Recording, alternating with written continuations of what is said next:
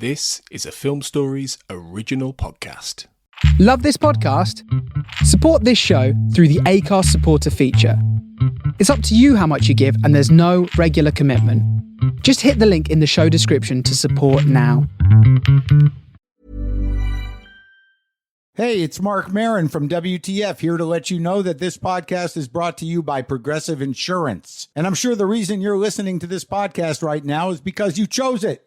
Well, choose Progressive's Name Your Price tool, and you could find insurance options that fit your budget, so you can pick the best one for your situation. Who doesn't like choice? Try it at Progressive.com. And now, some legal info. Progressive Casualty Insurance Company and Affiliates. Price and coverage match limited by state law. Not available in all states.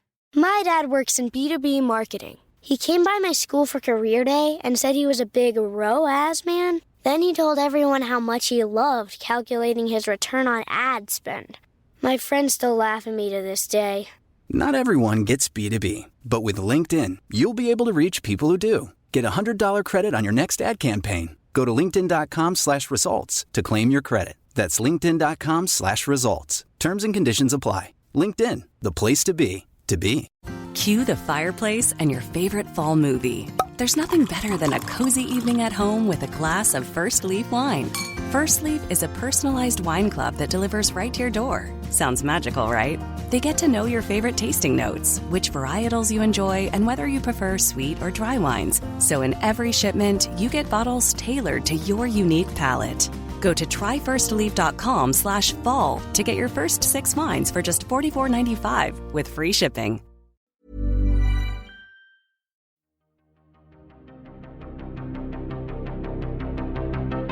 This is Writers on Film, the only podcast dedicated to books on cinema.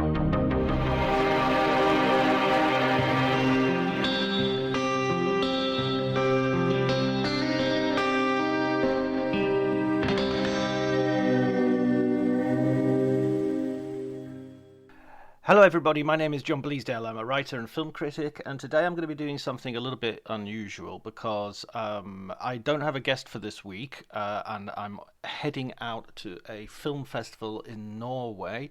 So what I'm going to do is I'm going to propose the first ever episode of Writers on Film. This is an episode in which I talked to Tom Shone, so I really started with one of the big hitters. He has written many a book, including blockbusters. He's done a retrospective of Martin Scorsese, and his book that we were talking about mainly, although we talked about everything from Tarantino, blockbusters, we talked about everything, it was a book on Christopher Nolan that had just come out and I had just read, the Nolan Variations. So it's a little bit cheeky because obviously you could have listened to this at any time, but rather than leaving a gap, I wanted to leave you with something. And if you've already listened to it, it'll give you an opportunity to revisit. And if you haven't listened to it, it'll give you an opportunity to discover. You can hear me in all the freshness of my first ever podcast when I wasn't quite sure what I was doing. So yeah, there's that to enjoy. Thanks to Elliot Atkins for the music, and to Ali Harwood for the artwork, and thanks to you, listener. I will see you with a new guest next week, but before that, enjoy the conversation.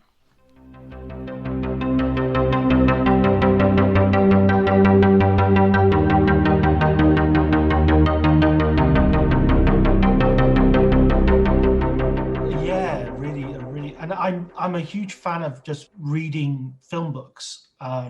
Oh, good. You're the one. Well, I think for me, I grew up in like the 70s and 80s in the northwest of England. Cinema was like miles away. You know, books were like my entry drug to cinema because I would be reading about books. I'd be reading about movies. Yeah. I had practically no chance of seeing. So that's what I thought. Oh, was that similar with you? I mean, I don't remember having kind of too many problems with access. I mean, I do remember having to wait a long time for the movies I wanted to see, you know, because nothing would go to DVD and nothing would go to video because that wasn't around. So if you missed it, it was it, like that's so yeah, I think that's probably true. Like we had to recreate the experience in other forms, whether it be comics, I remember, yeah, or later books. But I hadn't really thought about that. That's a really good point. That like, and it could explain why kind of, I mean, film books are actually quite a difficult thing to crack these days. And I think you've just hit the reason why, which is, people have so many options, don't they, in terms of DVD extras and so on, if they want to delve. My first ever cinema experience was Star Wars in the winter of '77, Sure. and it was shown on ITV, I think, in 1982. Is that right? God, wow. It's like 5 years. So I saw it when I was 5. Yeah. And then again when I was 10. I mean, that's like you're a different person. Yeah. That's funny. How did you start? Because I know you were a film critic for the Sunday Times for a period. Was it a big step, or was it a natural evolution, or how did it work?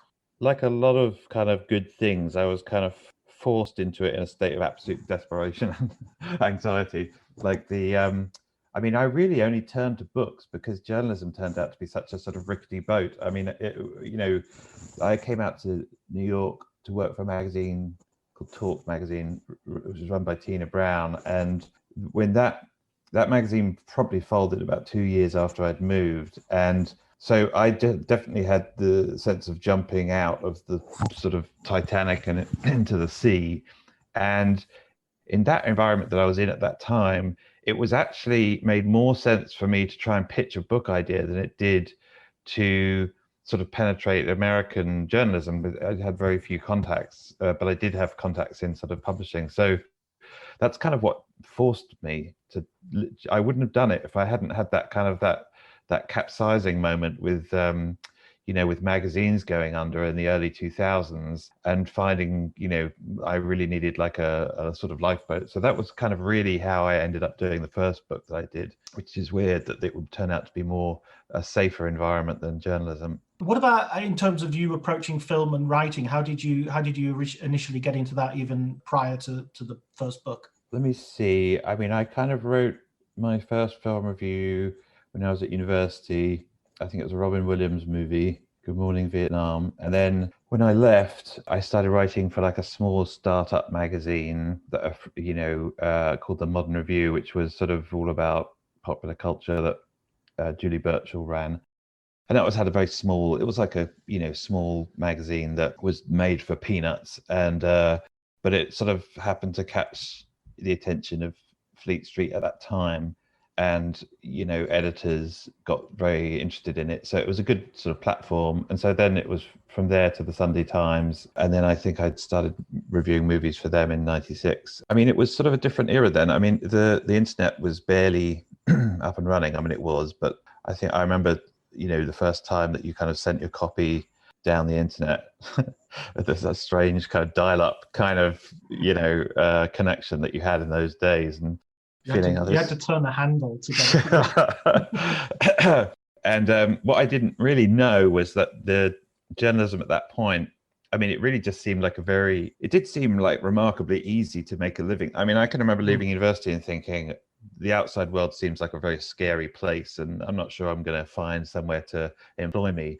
And I was like pleasantly surprised by the sort of speed and ease with which it happened. And I sort of thought that meant that I was extremely talented.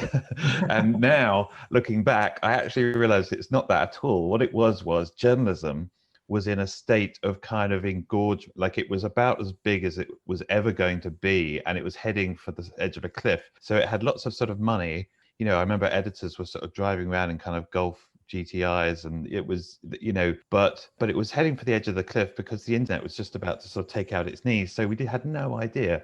So that's really what it was. And in those days, there were so many newspapers, so many Sunday newspapers that had to fill so many pages. So it was a sort of small wonder. It was sort of almost more difficult not to end up there than not. It was much easier in retrospect than I realized. So, that's how it worked. I mean, it was, and then it was very different when the internet came along, of course, sort of a sort of different environment. And everyone's a critic and so on and so forth. So it definitely was like a kind of the last it was like Last Days of Versailles or something.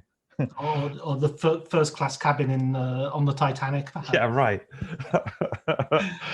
I mean, it's funny as well. Things have changed because I was reading a comment that on your website, a review of one of your books, and it was Clive James, and he said this really lovely thing: most critics are at their best when speaking the language of derision, but Shone has the precious gift of being carried away in a sensible manner and of being celebratory without setting your teeth on edge. I'm not sure being carried away in a sensible manner sounds excellently sort of paradoxical. But I love this idea that the word fan with the idea of fandom feels to me like a really poisonous thing at the moment. And the idea of critic seems to have an automatic negativity, but like the celebrant is a nice idea, that you can write about something positively. Is that something that, does that just come from your love of movies and your wish to communicate? How are you so positive? I mean, honestly, I think it was going through the kind of capsizing Titanic situation, to tell the truth, because if you're going to write a sort of longer form book about something, it doesn't work if you're coming from an angle of wanting to take something down. Like a book, I've found, can only really come from a place of enthusiasm. So it was really that. It was, I mean, and certainly there's a kind of culture of writing about film for the newspapers, or at least there was in the 80s and 90s. And I think Clive James is like one of the kind of great masters of that form, which sort of encouraged, a sort of sharpness of wit. And you kind of read the newspaper often in order to see this kind of great critic, be it kind of Clive James or A.A. Gill, kind of sharpen his knives and take some big ego down to size, and that's the whole point. And it's something that newspapers encourage, and it's good, and we used to anyway. But it's not so good when it comes to writing a book. It didn't get me very far anyway, let's put it that way. So I think one of the things that I kind of discovered coming out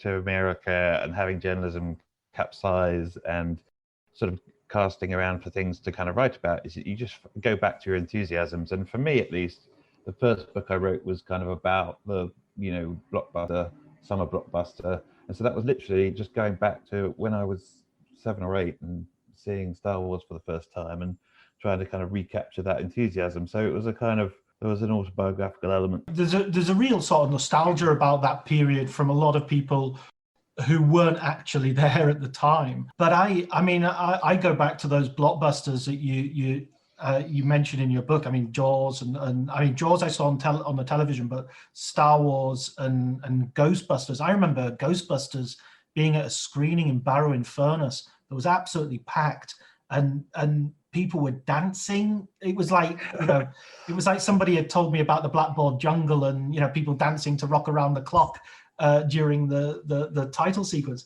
It was the same sort of energy, which I've felt precious few times since. I tell you, not in my life generally. I mean, in a cinema. In the cinema, yeah. I mean, it's something that those kind of early blockbusters really brought home to you, as a sense of your fellow audience members. And the audiences got really noisy again, and I know that's kind of could sometimes be an issue for some people. American audience is very noisy, but yeah, like Spielberg sort of talks about, going past the cinema and being able to, that was playing Jaws, and being able to work out where they were in the movie by the sort of noise that they were making, the size of the screen that they were making.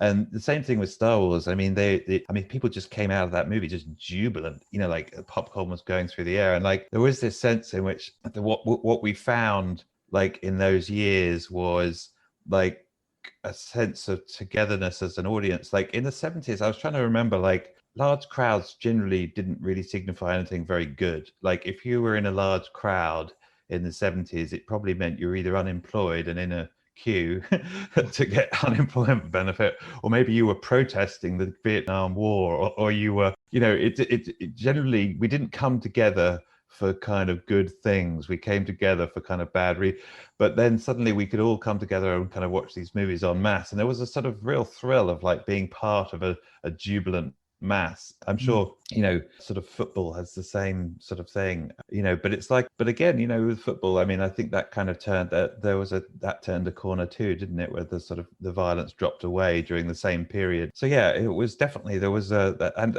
I think that's the thing that, I definitely have missed. I mean, it's like, I still love sort of, it's definitely a really exciting thing to be part of all those guys too, all those people that make those films like Nolan and Spielberg, and they all sort of like to sneak into the cinema and see how they're going down. And I can totally understand that, because the temperature inside a movie theater where their film is playing is a really interesting thing. Absolutely. Why wouldn't you? Why wouldn't you do that? Unless you've made a complete turkey.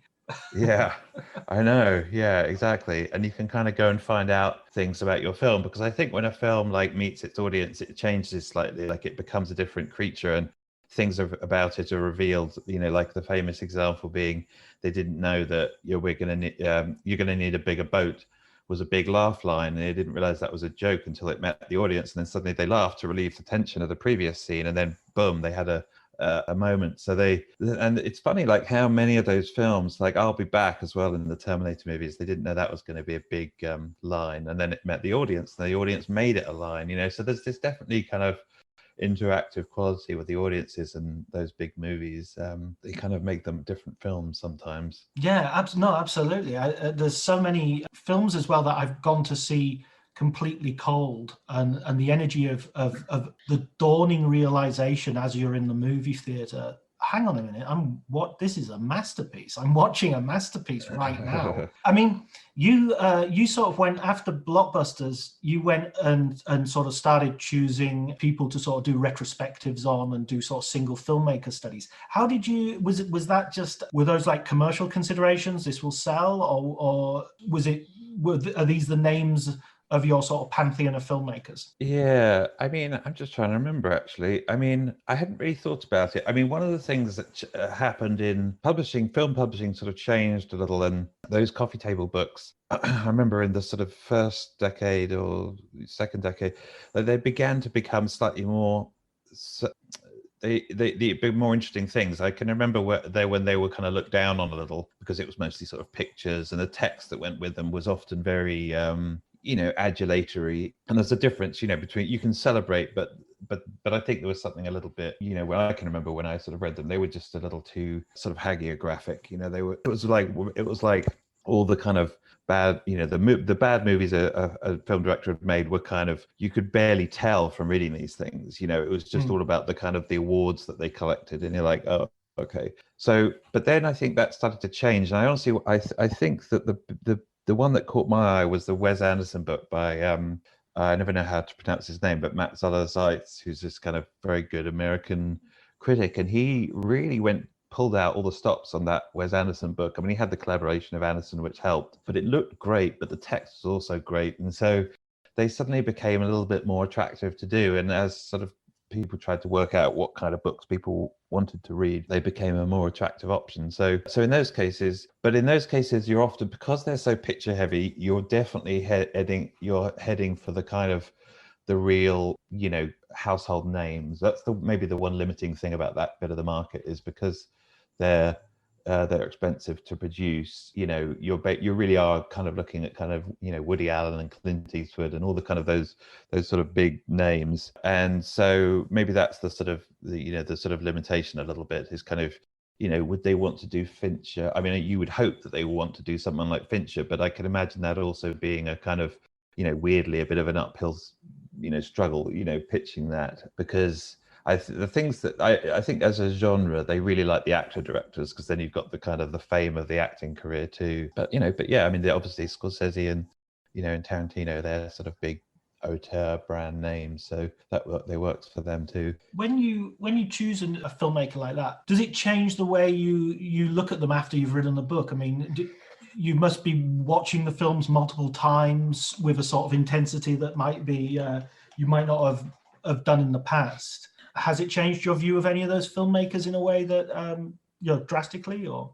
Yeah, I mean, not sort of, I wouldn't say sort of drastically, but that's such a good question. I mean, I sort of think, I would say that the book that happened on was the book I did about Scorsese, and it wasn't like I had any great sort of Damascus flash, but I mean, you do get very kind of keyed into the sort of sequence of careers and the sort of story of careers. And so you do have like, that kind of gives you some insight. And it became apparent to me when I sort of did the Scorsese book, that the story of like his 70s, his career in the 70s, which is basically he goes out to work for the studios in the early 70s, rides this kind of extraordinary wave of sort of success, critical success, and awards and so on.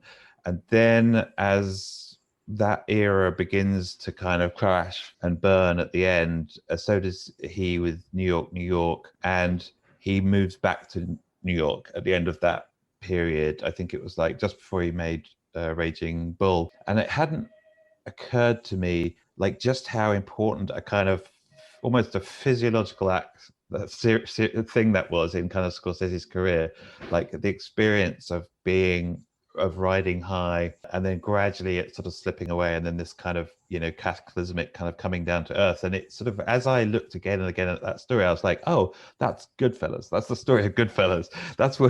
That's you know, that's the story he was telling when he came to make Goodfellas. You know, oh my God, we had it good, and boy did we blow it. Like that's the, you know, and I was like, and then you think, oh, okay, so that was kind of burned into his psyche, you know, like that experience of success and then crumbling, like that, you know, marked him, and it gave him a subject. And so that was interesting, like kind of figuring out that like when he was making Goodfellas, he was more or less kind of telling us the story of his 70s, you know, like complete with Rolling Stones soundtrack. And, you know, Rolling Stones are not a kind of necessarily all that listened to by the mafia, but they were by him, Yeah. you know, when he was in Hollywood. So, you know, it was that, so that was that kind of stuff kind of comes out when you look at the sort of sequence of the careers. I mean, I did later sort of test this theory on him, and he was, you know, he sort of, there was something there. He didn't kind of go, absolutely, that's what I was explicitly doing, but you know, that he was like, oh yeah, maybe. And that sort of, you know, in a sense, sort of becomes there's a bit of that DNA in almost all of those later films as well. I mean, The Aviator and the, you know, yeah. I mean, what I loved about that book is that you well, I don't know if rescue might be too dramatic a word, but you appreciated Color of Money, and that's one of my favorite Scorsese movies. I just think that film is so underrated. Yeah. If that movie had the money to have a Rolling Stones soundtrack to buy, it would, I think, be remembered a little bit differently. And that's not just to knock the soundtrack it has, which is great, but I kind of feel like that's the one thing missing from that film that would lift it into a different zone, because it's otherwise, I think, perfect. Like that's the film where he really did manage to kind of completely, after the kind of crash, you know, when you look at Color of Money, you're seeing somebody who has completely reconstituted themselves. It's like the Bionic Man, you know, we can rebuild him. And he's totally learned how to make a low budget movie independently. And it, you know, it's amazing. Those movies that he made in the 80s are almost like the template for like what the independent film movement would do. And you look at The Color of Money and think, oh, that's exactly the template that Darren Aronofsky would use later on when he would get, like, you know, Mickey Rourke in The Wrestler. You know, you find an older star, you kind of build a kind of character piece sort of around that star, and you kind of finance the movie that way, but you keep, you know, the cost low. That's exactly what so many independent filmmakers did. And I think, like, you know, Scorsese in the 80s was basically laying out all these kind of these clues to like what the indies would do. Like you look at like what's it, After Hours, and you think, oh, that's the Coens. He's making a Coens movie. They would take that template and not consciously, but that so that's what kind of, it definitely, the 80s in a weird kind of way, people don't look at the Scorsese's 80s as being this kind of great glorious time, but in many ways it sort of shows you what a great director he is, because he, you know, he's absolutely at his sort of most desperate stretch in that period, where he's trying to kind of keep a grip on the filmmaking career. He's trying to stay in the game, and he's really kind of rebuilding from scratch. And it's like so fascinating that he kind of came out so strong. I mean, amazing, really. Yeah, it's such a roller coaster of a career, that. And there was something that you wrote that I also appreciated. I've always thought Casino was the better film to Goodfellas, and I was reading your book yesterday as to prepare for the interview, and your argument about Casino, it struck me. I don't think you put it quite like this, but this is what sort of came into my head was, the reason I think Casino is a better film is because I enjoy Goodfellas more. You know, and whereas Casino, I feel like drained at the end of it and sort of hollowed out.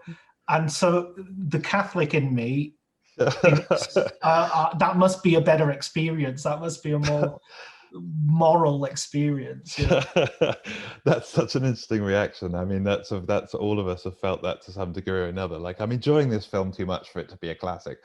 Yeah. You know, I definitely, yeah. I mean, I think Goodfellas is definitely his sort of most enjoyable film, and I mean, the thing that differentiates for me, like Goodfellas and Casino, is the element of the boyhood, you know, and the fact that he kind of goes, there's a sort of the warmth in it, and I'm not saying this is better or worse, but the warmth of Goodfellas and with which he views as a boy those characters, and you know, that's very much like Scorsese's own sort of admiration for those neighborhood hoodlums that he kind of looked up to. And you know, like, there's an element of autobiography in it, a slim one about his boyhood anyway, that kind of warms that film up. And it's sort of, and you sort of almost forget that, like, it's probably as a result, I mean, it is a sort of form of fantasy. There is a sort of fantasy in there, and the fantasy is because he was a sort of weakly asthmatic kid who wasn't really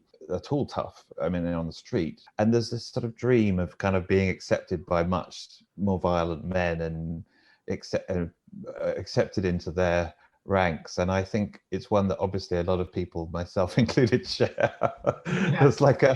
That's the sort of fantasy that's being sold in Goodfellas, and that's maybe why it's his most. I mean, people really love Goodfellas for that reason. I mean, Casino, I think, is cold. It's a kind of colder film. I mean, listen, it's technically fantastic. I mean, I can see he's really. I sort of felt, you know, each time he remakes that film, and he's sort of remade it several times now in a way, Wolf of Wall Street being the most recent, I sort of feel like with each time he almost gets better at making that film, but maybe with less urgent reason for being. Like, it doesn't sort of feel as you know, sort of great films can really just feel plucked into existence. They had to exist, you know. Yeah. And then the weaker ones feel that they were sort of pushed into existence and they were made to exist, you know. And you know, but then I also love Wolf of Wall Street, so I'm not saying it's not, you know, it doesn't have a reason for being. But he also gets more and more amoral as it goes on. Like, the cackle gets louder and louder, you know. Yeah, I mean, in a way, I think that's a great argument for looking at him as a retrospective, looking at him as a whole filmmaker, because I wonder what Casino would be like if Goodfellas just didn't exist. Because it's almost, the two almost have to go together. Otherwise, you're right that it's just so cold and horrific. Yeah, I mean, I often play that game a little differently, and I sometimes think, like, you know, when directors go off, and I'm not including Scorsese in this, but when they kind of lose whatever it is they had at the beginning of their career, I often think, what would happen if this were their first movie? Like, so I remember when I wasn't as sold on Kill Bill as some people were, and I can remember thinking, I wonder what would happen if this were his first film, not Reservoir Dogs. Would Tarantino be as revered as he is today? Or what about Inglourious Bastards? Maybe that's a better one to use. If Inglourious Bastards were his first film, what would we be saying about this guy? You know, like, and I do think that there's this element of, like, when they first, there's a reason why those first films are often, like, in a way, like the really perfect ones. I'm not saying that they don't produce masterpieces later on, and it's because they haven't won us over yet, and they're sort of like this sort of very ardent suitor, you know, they're trying to seduce the audience, and they're sort of putting every effort into it, and like, they're just fantastic Romeos, and then later on they have us, and then the relationship falls into neglect, and they become a little lazier, and they don't care for us so much, and like, no more breakfast in bed for you. Yeah. It's something like that a little bit, you know, like, and they begin to take us for granted, and you know, and I you don't treat me the way you used to, and you kind of get into these conversations. But there's an element of that. I think there's nothing like a young director who's trying to prove himself for the audience for the first first time. Like they're kind of on fire, you know. I had a bit of a falling out with Tarantino. I mean, I always liked his later stuff, but I didn't love it the way I loved Reservoir Dogs. I loved Pulp Fiction. I liked and admired Jackie Brown, but I always feel it's a little bit I don't quite trust people who say they love it as much as that, because it doesn't have that appeal to me. It feels like an Elmore Leonard novel, to tell you the truth. And those ones that you just mentioned, not Django, Inglourious Basterds and Kill Bill, they always felt to me like they were like essays they were like pastiche essays on a better movie, perhaps, you know? Yeah. I mean, I don't think it's not really spoken about enough, just how much he was doing something very, very different in those films. Like in the first films that he made, what he was doing was dropping some kind of very movie-ish situation, like a heist or an overdose or whatever it was. He was kind of dropping that into the laps of characters who were just like everyday, you know, sort of dope smoking, video watching kind of slobs, and watching how they would react and making sure that their reaction was as realistic as possible. He was basically taking a movie-ish situation and dropping it into the laps of his fellow video clerks, you know, and sort of seeing like how would they react. And I sort of think so, and there was this amazing clash between the movie-ishness of the idea and then the realism of the reaction, which is often to do with the way they spoke. This episode is brought to you by Progressive Insurance. Do you ever think about switching insurance companies to see if you could save some cash?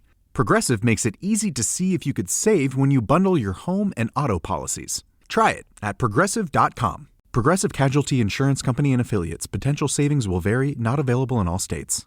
My dad works in B2B marketing. He came by my school for career day and said he was a big ROAS man. Then he told everyone how much he loved calculating his return on ad spend. My friends still laugh at me to this day. Not everyone gets B2B, but with LinkedIn, you'll be able to reach people who do. Get a $100 credit on your next ad campaign. Go to linkedin.com/results to claim your credit. That's linkedin.com/results. Terms and conditions apply. LinkedIn, the place to be, to be. And he managed to get the way that people spoke absolutely perfect. Like his grasp of kind of street slang and idiom was where the realism sort of came from, you know. And I thought, and with Kill Bill on, he changed his MO. He totally he was playing a very different game. He was no longer trying to take movie-ish kind of plot situations and dropping them into the lap of kind of like the guy next to you in the cinema.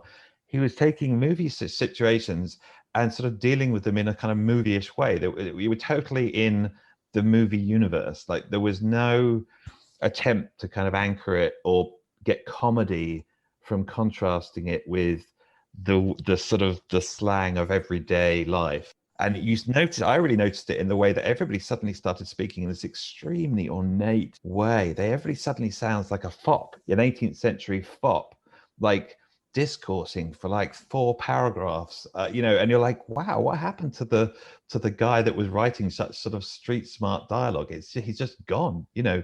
So I felt a great disappointment with almost all of them from Kill Bill on. I mean, I know some people are totally don't see it that way, but I just see him as just doing a different thing. It's not like he's not as good at the game. It's more like he's just playing a different game. It's not even, I think there's a line in Pulp Fiction, it's not even the same ballpark, it's not the same sport. You know, like yeah. He's just, it's a different sport. So that's my kind of, that was my disappointment with his career. And here and there he kind of gets it back. There are little moments of Django, there are little moments of Once Upon a Time in Hollywood where something of the old, you know, heat sort of comes back into his writing. Yeah. But it's not. Yeah, I'm afraid that I do see the early ones as the very much the best ones. I mean, I think that kind of Pulp Fiction and Reservoir Dogs are so head and shoulders above everything else that like it's not even funny. Like they're just he hasn't unfortunately kind of matched those. Yeah, it's almost like directors sometimes need the anti. I remember a friend of mine I don't claim credit for this idea, but a friend of mine telling me that Wes Anderson always needs an anti-Wes Anderson inside his movie for it to be any good. So, the reason Royal Tenenbaums is great is Gene Hackman is not Wes Anderson. He's the kind of guy who would slap Wes Anderson. And Rushmore, it's Bill Murray. But when you get to Life Aquatic of Steve Zissou, and when you get to the Darjeeling Limited, there's no anti-Wes Anderson. It's everybody's a version of Wes Anderson. That's very funny. I mean, he was actually. There's a story. There's great stories about like him being terrified of Gene Hackman on the set and having to have Bill Murray act as like an intermediary, because he didn't. He was so frightened of him. But I think that's very true. I think like the great and is, directors at the beginning of their career have to tolerate large amounts of opposition and collaboration with people who aren't exactly like them, and and then as their career, the more successful they get, the less they have to do that, which is unfortunate. That's the unfortunate thing. And so some of the resistance and the friction goes out. I think that's true of in every department, not just necessarily in the actors and the casting, but sort of the finance people, and everything gets a little bit easier, and it's harder to find that that sense of kind of having to go out and persuade. And I mean, it helps maybe if you're a little bit self-destructive like Scorsese, because then you really do have to go out and recreate the whole thing over and over again. That's actually in many ways like a great career move, is to sort of just fail big time, and then have to kind of come back from that. I mean, all of them, the big ones have got like something like that, some big film where they sort of stub their toe and they come down and then they have to rebuild, and often it's their best films then proceed. Like I always think of Spielberg and like after 1941, and then he comes out with Raiders and E.T. and they're direct results of having kind of blown it so big on 1941, which is such a weird film. I rewatched that recently, and it's the. I mean, I think he said himself, I should have just made a musical. It's it's just not got the songs. Yeah, that's right. And and there's of course, like all these things, they're great to go back to and find. I mean, it's beautiful. It's very intricate, and some of the numbers are fantastic. Sequences are fantastic, and so much ingenuity in it. I mean, but Spielberg is definitely one of those guys who has like a zillion ideas in every kind of meeting, and not every one of them is great. Like it's all of these, sometimes they're lunatic, and they need people to keep them in check. And I think he had it was Zemeckis, wasn't it? And Bob Gale and John Milius, and they're all sort of, they're cut from the same cloth. They're all egging each other on, But yeah, I mean, I totally agree. Like movies have to have like a spanner in the works, sometimes to really, really work. I mean, I always think of like Apocalypse Now and the way that like John Milius really kind of screws with the overall scheme because he's so pro-war. And like Coppola thought he was making this anti-war movie, and John Milius, who kind of wrote the script, was like totally for Vietnam. He thought it was a great idea. And so as a consequence, you get these kind of amazing sequences of these clashes. You get the sort of bombing sequence followed by Duvall sort of inhaling the napalm and saying how great it is. Now that's what people remember. And so you're right, it's totally, you have to have the anti-Coppola in there to make a kind of great film. Do you think that moving on to your latest book, the Christopher Nolan, the Nolan variations, and how you didn't call it the Nolan Twisters is beyond me. I assume that title was already taken. Yeah, no, I sort of went for variations in the end because of the Enigma variations and how much he liked the Elgar and used it in Dunkirk. And then it got me because Elgar was a kind of big cryptologist. Like he loved kind of mysteries and sort of enigmas and sort of puzzles, just like Nolan did, and I does. And so yeah, that's kind of where I went in the end. But now you're regretting the Nolan Twisters, aren't you? You're thinking, yeah, no, exactly. Yeah, that should have been it. I mean, tell you the truth, one of the things I loved about that book, and this is my last compliment because I don't want to come over too celebratory either, but there was so much... In a sensible manner. In a sensible manner. I don't want to get carried away in a sensible manner. There was so much in the book which I would stop and put the book down and just think about, which was beyond the movies, which were things like the left or right. How do you describe left or right to somebody without, referring to, just you can say up and down, front and back, but you can't say left over and the right. phone. Yeah, absolutely. Yeah, exactly. Some of those ideas were extraordinary, and I love it. Was sort of became much more of a conversation. I felt that book. There was quite a lot of back and forth. Yeah, well, good. I'm glad, because definitely that was the sort of challenge with that book was to, I was only going to be talking to him. So the rules of the book were no collaborators, no secondary interviews, just him, but I didn't want it to be kind of exactly Q&A, like kind of just transcription of the conversation. And he didn't want it to be biography. So it had to sort of find its way in the middle and work out what it was. And I was greatly helped by the fact that he kind of kept on challenging me with these, puzzles. Or I don't even really thought of them as challenging me, but he would say these things, and they had this kind of, he's got this very sort of semi-scientific cast of mind. Like he likes testing things, he likes experiments and things, and so he would sort of say these very broad generalities, and I just, like you, I kind of came away from the conversation thinking, is that true? So he would sort of say, yeah, you can't describe left and right down the phone to someone now, and I was like, oh, hang on, you've got to be able to do that. So I kind of then I sort of would come back with an answer that I thought would work, and then he would sort of throw it out. So then it became a little bit like kind of going to the headmaster or something. You go with him with the answer to the test, and then he would sort of mark the test. And then, so there was a kind of quality, there was an interaction between us. And the reason I kept them in is because I thought, well, doesn't that really resemble the way that he deals with his audience too? Because, he sets the puzzle, and then the audience are like, try to sort of outwit him a little, and it's like, oh, no, but he's got the twist, but he didn't see the twist. So there's this constant game of chess going on between the audience and him.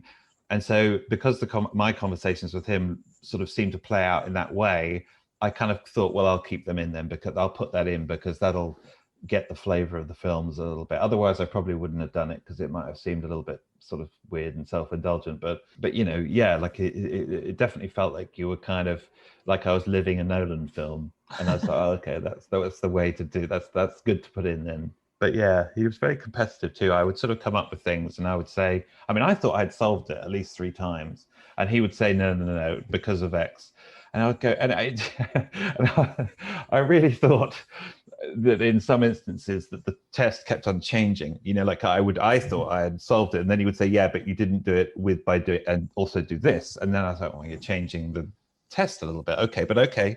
All right. I'll try and solve it again. And, and then at the end, I really think I thought I had, and then solved it. And then literally the last time almost that we met, he's as I was heading out the door, literally as I was heading out the door, he said, oh, about that solution.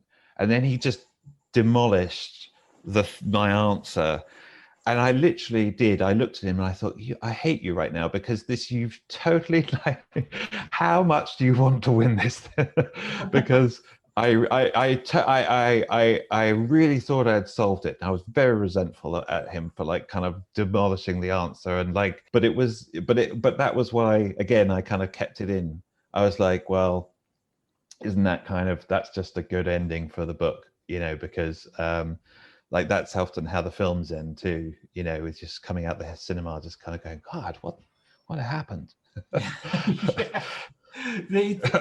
He's the perfect filmmaker for the sort of before dinner movie, because you can spend the rest of the evening, picking over the movie. In relationship to what we were saying earlier about people like not Martin Scorsese, Quentin Tarantino, and people getting, maybe not having the amount of resistance that they need to create truly great stuff. Another one I would throw into the ring here would be maybe Terrence Malick, whose films get progressively worse the more editors he has. He starts off with 1 editor, then there's 2, and then by the time his recent films are like 3 or 4 editors. What about him? Because he Nolan doesn't really have a spanner in the works. He can kind of, maybe is Tenet his moment where he's going to have to back off and rethink. Yeah, it's such a good question. I mean, when we were talking about Tenet, the immediate comparison piece for me was Inception, because but here's the difference: is that Inception took him genuinely 20 years to write. Like, he first came up with that story at school, and then he kind of rewrote it at various points through his career, and tinkered and tinkered and tinkered, and then finally kind of got it greenlit. But even then, Leonardo DiCaprio had kind of problems with it, and he wanted something a little bit more emotional about the character in it, and he pushed Nolan to rewrite as he was scouting for locations for the film. So as they're sort of trundling towards production beginning, he's still rewriting the film, and there DiCaprio is the spanner in the works, because he's saying this film is too complicated and I need my character to have more of an emotional stake in it. So at his behest, that's why Inception becomes the film it does. With Tenet, I don't think that happened. I don't think that certainly wasn't so long in the writing of it, and I don't think there was any pushback from sort of the actors. I don't think any of them would have really. It was a different relationship, as I understand it, than the DiCaprio one. And as to whether he's going to have a rethink, I would actually imagine that yes. I mean, as much as when you talk to him about it, he will say, he'll defend his film, right? And he won't really give an inch. He never admits mistakes, and he's not going to start now. And but I also know that he listens to the audience, listens to audiences, and is too much of a kind of an appreciator of kind of mass entertainment not to take seriously that a lot of people were kind of very confused by that film. And I think my guess is that yes, there'll be a readjustment. That's my kind of just feeling, sort of on what I don't know him very well, but that's the sense that I would get. But it's curious, isn't it, as to whether it's exactly his Waterloo moment or not, because because it came out during this very strange year, and it's the box office is so hard in this particular instance to interpret, because it did fantastically well in some areas like the UK, but in America it did not do well. So the whole question of like judging whether that film was a hit or whether it was not is really an imponderable mystery, and I don't think we'll ever really know. We'll never really be able to say this film was accepted by audiences or it was not, because of the weirdness of the year in which it was released. So in that sense, he sort of dodged a bullet. I mean, I don't think in that sense it won't be as much of a kind of revealing, reaction as it might have been. But yeah, but I have to think that, like, he was hearing it from a lot of people that it was confusing. Yeah, I guess I see what you mean by dodge the bullet, in the sense that there's just so many other factors at play. It's hard, but yeah. I mean, I'm a big celebrant. I won't say fan of Nolan. I like him a lot. I love The Prestige. I think that's probably one of my favorites of his movies. And there is a sort of temptation, looking at the more grandiose movies he's made recently, to sort of, want him to go back and do one of the early funny ones, Totally. Yeah, I totally agree with that. And I think, like, The Prestige is the model too. There's too much action, I think, in some of them. I think rather action cinema, which is a sort of that's the Hollywood genre. That's the thing that he learnt.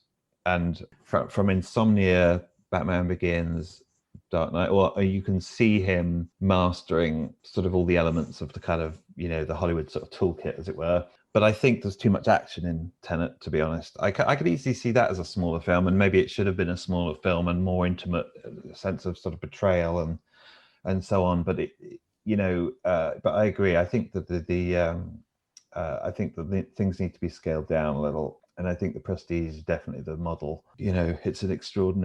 It's such a great film, and they labored on that screenplay. It's like it's beautiful. It's such a great art object. It's a piece of craftsmanship, that screenplay.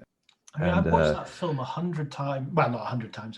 That's ridiculous. But I've watched the film probably in the double figures, and I watched it last week recently, and it was the first time I realized that Hugh Jackman's character was English. and that his American, Right.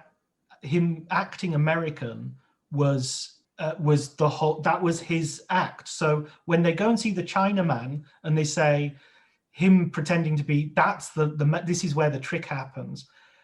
Hugh Jackman looks like he's the naive one saying, no, nobody could do that. But he's been doing it all along anyway, because he is Lord so-and-so and has Right. always been Lord That's so-and-so.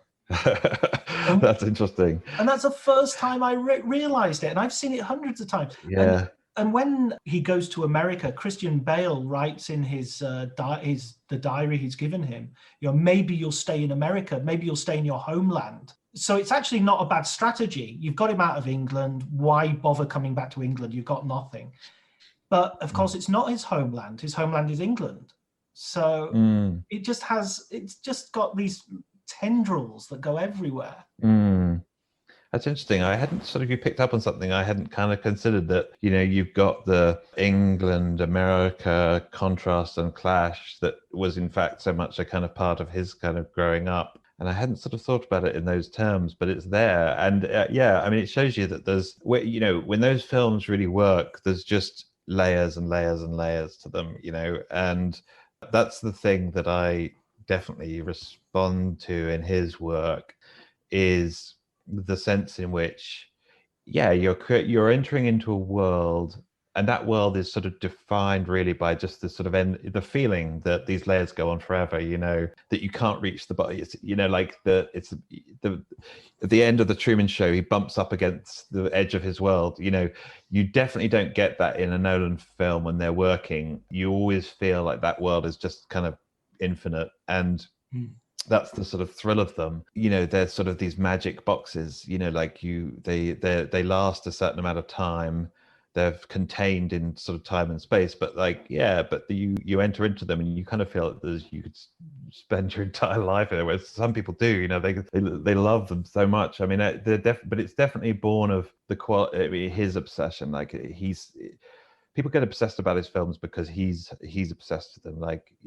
There's definitely a self-fulfilling kind of quality. Sometimes the audience sort of, if a film is loved by its creator, it'll be loved by the audience. If it's kind of, if it's obsessed about, it'll be obsessed about by the audience. And sort of, it's definitely true with him. And that, honestly, I can honestly say that the thrill of that book was that I never did kind of get to the edge of the world like Truman in his boat. I was a little bit frightened that I would, and that I would sort of spend so much time thinking about these films and writing about them that I would sort of just figure out how they work, and then all the magic would not be there. But I honestly was sort of still finding sort of layers to them, and I think that sort of speaks just to the amount of time he's put into them.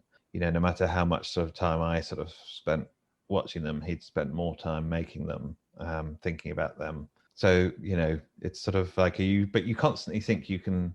It's a game of chess. You constantly think you can beat him at it, and then it's like, nope, he put in more time. Yeah, he'll go back and use some and read up until the early hours to find some stratagem.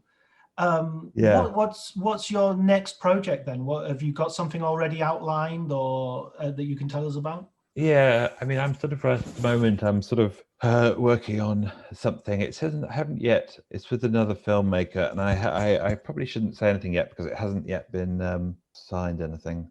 But it's another British filmmaker, and I'm sort of excited to be doing it. And it's kind of I definitely like kind of the collaboration sort of process, because I mean, it's the one thing you definitely forget is that they generally are pretty good at collaborating. I mean, most directors are control freaks, obviously, because that goes with the territory.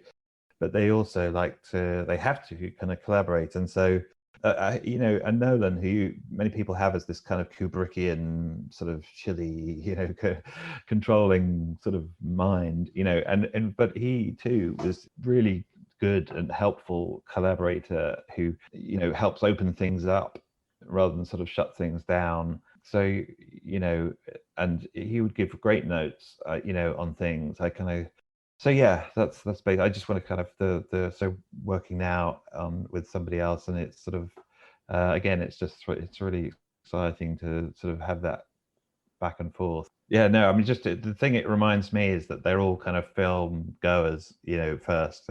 They all start off as film goers, and on that playing field, we're all equal, So the thing that's exciting to me is sort of finding out what films that kind of had the same effect on them that, maybe theirs had on me. Just remembering that kind of filmmakers are sort of also film fans is like a kind of crucial bit of the whole equation. Yeah, absolutely. I always think that there's not really that barricade. It's actually far more porous. And when you read someone like Paul Schrader writing about movies, you sort of think, oh, okay, yep, it's absolutely. Which leads me on to sort of my last question, which is a question I'm thinking of asking everybody, which is if you had to sort of like recommend one book about movies to someone who hasn't read any or whatever, what would be a book that you would think, oh, this is one you'd really have to read? Hitchcock Truffaut, I think. So the sort of book of interviews that Francois Truffaut did with Hitchcock just before he made The Birds, I think it was sort of in the 60s. And, I bought that. I mean, and I just read it till it was hanging off its hinges, like it was just sort of like I read it to pieces. Like that book is so dog-eared, You still have the same copy? Yeah, I do. But it's like, I mean, everybody who's picked it up knows, just how amazingly easy it is to read, because it's delightfully, again, that is Q&A, but because Truffaut is who he is, it sort of totally works because they're sort of equals. And then, and just in terms of like, it just covers so much ground, and, you've got the great pictures and all the themes are there. And also you get like this kind of nice contrast of personalities with sort of Truffaut representing the kind of those sharp young critics from France who were sort of trying to elevate the art form and see it as art. And then you've got Hitchcock, who's kind of much more anti-intellectual and sort of treating the movies as this sort of big box of tricks where you get to play on people, and so he's much more kind of like trying to explain the trick or the engine or the device, and Truffaut's sort of a little bit more wanting to kind of dive into the theme and the psychoanalytic undergrowth. And it's a nice, they don't persuade each other, but they have a great sort of dialogue. And it's funny, I mean, there's definitely elements of that. I think almost any time any critic or film writer comes into contact with a filmmaker, is you're often sort of asking them to become self-conscious about something that they weren't conscious about when they made it, or they made it in the heat of the moment and they weren't sort of thinking too hard maybe. And so all this stuff found its way into the film, but they don't know, So the critic comes along and says, well, but what about this theme? And they can honestly be quite surprised. And it's who's right. I mean, there's no right in it. The filmmaker can often be like a little bit surprised, and they'll want to sort of bring the kind of more intellectual take down to earth or dismiss it entirely. But the truth is that maybe they're not the best judge of like kind of what went into it, and sometimes it takes somebody from the outside to kind of come along and say, this found its way in, because their job in the moment was to get the thing finished. Their job was not to sort of analyze the theme of it. So yeah, it's an ongoing sort of dance really between the kind of critic and the director, and I think that's why I love that book. It really just sort of sets us. I've had that dynamic. I've experienced that dynamic so many different times in different ways. Like it really is just the high watermark. Have you ever had a big disagreement with a filmmaker that you were interviewing or collaborating with? I mean, I definitely had. There were moments with Nolan, like he definitely resisted any biographical reading of his films, at all. It's very uncomfortable. He did not like doing that at all. And so I had my work cut out for me, because I did see some parallels and themes that were kind of crossing over. And I won't say it wasn't sort of so much an open disagreement, although sometimes he would say that's, I don't think that's right. But it was sort of, it was like trying to give a cat a bath. He really didn't want to go there. And but we ended up persuading each other very slightly of the other person's point of view. Like, he did end up persuading me that, to some degree, if you look at them biographically, autobiographically, like, something is diminished. And I can see that. I definitely, there's a tendency to kind of play a kind of Freudian game of kind of gotcha, and but is the film enhanced? So I sort of definitely came around to that. And he also then came around to seeing that there were elements in his films that he hadn't really thought about that had come from his sort of upbringing, which he was kind of gracious enough to concede. But he would never tell me which ones they were. He didn't want to give me that satisfaction, he said. The ultimate puzzle. You have to work it out yourself. I know, yeah, and he's right, because it definitely made the book more, for me at least, it made it more interesting, because it meant that I never got the satisfaction of thinking, oh, okay, I kind of got him and tied him up with a big string, Listen, Tom, it's been absolutely brilliant talking to you. Thanks very much for joining us. Oh yeah, thanks, John. It's been a real pleasure talking to you too.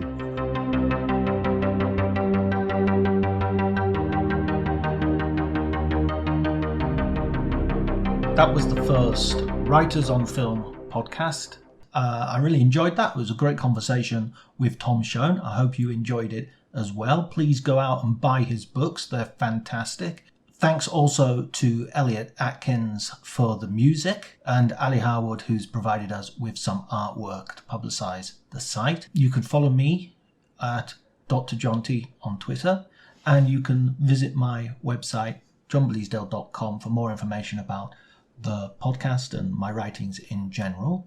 If you have any feedback or suggestions as well, it would be great to hear from you.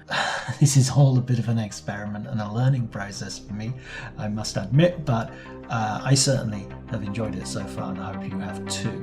I hope you'll join us next week for the next episode.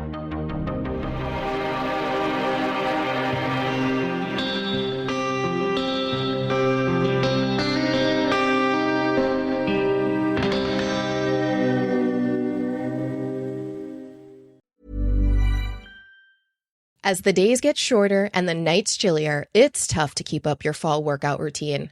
Thankfully, there's Alo Moves, the app that brings workouts and wellness to the comfort of your home.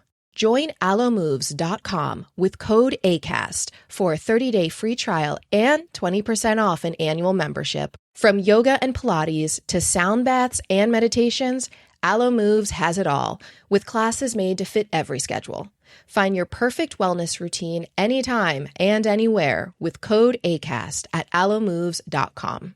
This episode is brought to you by Progressive Insurance. Fiscally responsible, financial geniuses, monetary magicians. These are things people say about drivers who switch their car insurance to Progressive and save hundreds. Visit Progressive.com to see if you could save. Progressive Casualty Insurance Company and Affiliates. Potential savings will vary, not available in all states or situations. My dad works in B2B marketing. He came by my school for career day and said he was a big ROAS man. Then he told everyone how much he loved calculating his return on ad spend. My friends still laugh at me to this day. Not everyone gets B2B, but with LinkedIn, you'll be able to reach people who do. Get a $100 credit on your next ad campaign. Go to linkedin.com/results to claim your credit. That's linkedin.com/results. Terms and conditions apply. LinkedIn, the place to be, to be.